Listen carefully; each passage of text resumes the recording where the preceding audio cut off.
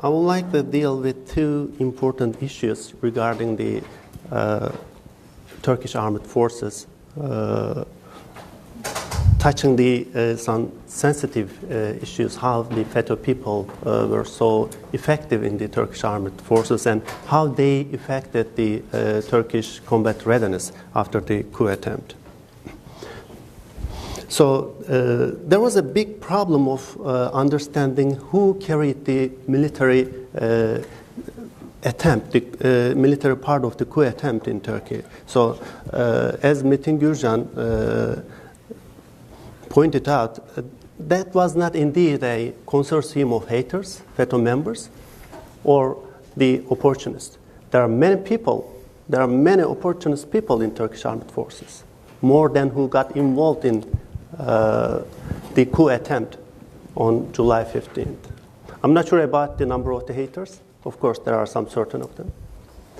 But the main body or the driving body of the military coup or the FETÖ coup was the FETÖ members in the military. And so I would like to try to explain the strategy of the FETÖ infiltration into Turkish armed forces. And I take 5 dimensions of that. So first of all, that strategy just sits on targeting and targeting series, actually. So the first was the targeting the personal status of the Turkish armed forces. What I mean, the Turkish armed forces runs on a personal system on different status: generals, officers, NCOs, the contracted specialists, and the compulsory service members. We see that the FETÖ members invested in the strategic and the operational status of the personnel body of the Turkish armed forces. Those are the officers mostly, starting from the military high schools and continuing until they get promoted to a general. So that's a long investment, actually, for the FETÖ members. The NCOs, the contracted specialists, and the mandatory service members, they are mostly are technical and the tactical people. So the FETÖ members did not put too much cost on those people to hire. So the main body of the FETÖ members just worked on in Turkish armed force were the officers. There are some military people in this room, and they know how suffering, they know how long to get promoted, to get the commitment, to get the commission of being an officer in Turkey. That's a long-run effort, actually. The other dimension that I can say, that's the targeting the command forces. So, you know, there are some military branches, there are some military command forces, and there is a military law enforcement branch as well. So in Turkey, we see gendarmerie, which is operated under the control of Interior Ministry, was targeted to get infiltrated in primarily by the FETÖ members because of their proximity to the civilian people. And gendarmerie has the intelligence supremacy comparing to the other traditional command forces in the civilian society. They are law enforcement military people. So they take the gendarmerie forces in their primary target to get infiltrated, it seems so. Then we see the Air Force, because of their tactical capacity, because of their maneuverability and the mobility as well. Then we saw the Army, the land forces. It becomes the third. Then Navy follows it. We see the special forces also got involved in the coup attempt because of their unique training, unique capacity of carrying some special operations. We saw that those special forces soldiers, troops, seizing in some certain headquarters and just detaining some high-ranking generals as well. So, and the third dimension that I can talk, that's the key positions that how FETÖ members just work on the Turkish Armed Forces. Those are the personnel directorates, intelligence directorates at the high-level headquarters. Then we see the personal assistance for the high-ranking generals as well, and the close protection soldiers, and the AD de camps as well. They were the 5 important roles in military that the FETÖ members just took those positions to keep close to the commanding generals and to operate the personal strategy in Turkish armed forces and the intelligence strategy as well. In personal case, at General Staff Headquarters, there's a directorate named as the Personnel Management Directorate. Under that directorate, there's a small branch of that.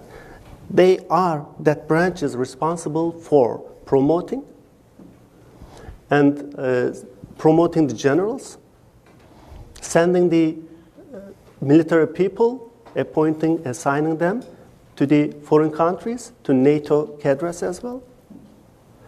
That is a key location, and that was important for the coup attempt, actually. And they were able to seize that office. Mehmet Partigöz, he served in that office for many years. After he got promoted, he got the status of being a staff officer. That was, if I am not wrong, that was since 2003. He was in that position. As a major he started, and he was right over there as a brigade general. That's incredible. He got so dominant on directing and giving some policy recommendation to the high-ranking generals. And the intelligence directors as well.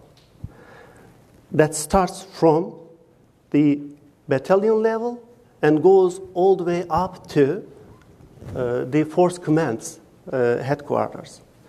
Those 2 directors were captured, seized by the FETÖ members, and the FETÖ policy was directed through intelligence and the personnel strategy.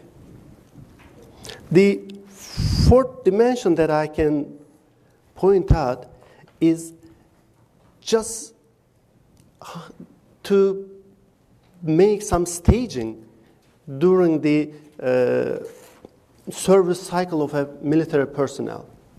So that starts from press school, goes together with the military school term, and during the active duty, and then the post-service period is also important for the FETÖ members. And in pre-school period, we see high level of motivation, and those people who are just motivated to get in the military school at their age of 13, 14, before the high school. And they got trained, they got tutored in the FETÖ houses, tutoring centers as well. And during their military school period, they kept their motivation visiting some certain FETÖ cells, what I call, in the vicinity of their military high schools are located. During the active period, that's the settlement and the commitment, actually. And then it becomes the post-duty period, so the retirement, discharges, and resignation. Among all other religiously motivated discharged people, FETO people are the less in amount who got discharged from the military. So this is interesting. The other dimension is just phasing the infiltration until getting the capacity of operation. So that's studying the Turkish armed forces. That is just before 1980s. And then infiltration and survival phase, that's between 1980 and year 2000. The mass infiltration starts in the middle of 1980s. And those brigadier generals who took place, who got involved in the military coup on July 15th were mostly at the rank of brigadier generals. That means they got in the military schools in mid-1980s. That person I mentioned, Mehmet Partigöç, is one of them as well. Then we see settling, expanding, and strengthening period. That's right after 2000, year 2000, between 2000 and 2008. We saw lots of people were just discharged from the military service because of they were potential opposition for the FETO members. I remember between 2004 and 2008, more than 500 special forces soldiers got sent to regular army units. That's a big number comparing the whole body of the Turkish special forces.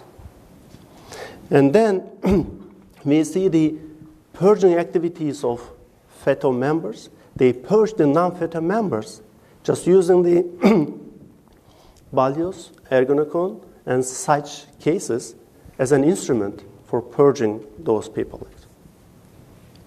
So that was a well-planned strategy, but that was the coup attempt itself is a preemptive military action because the FETO members were not able to reach their operational capacity to carry a full-scale coup d'etat in Turkey.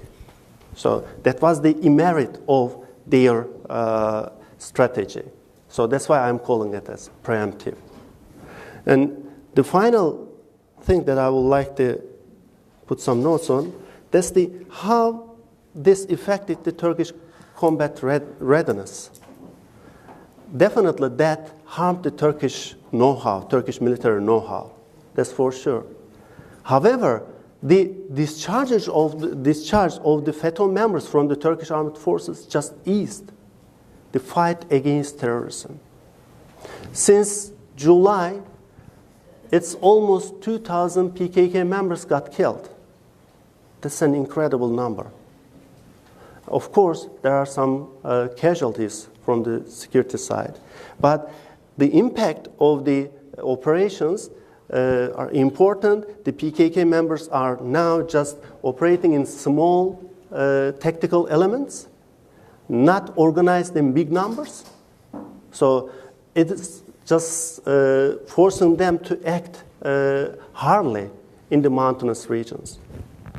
So, of course, they are still out there, but the intelligence supremacy helped the Turkish forces to carry effective operations.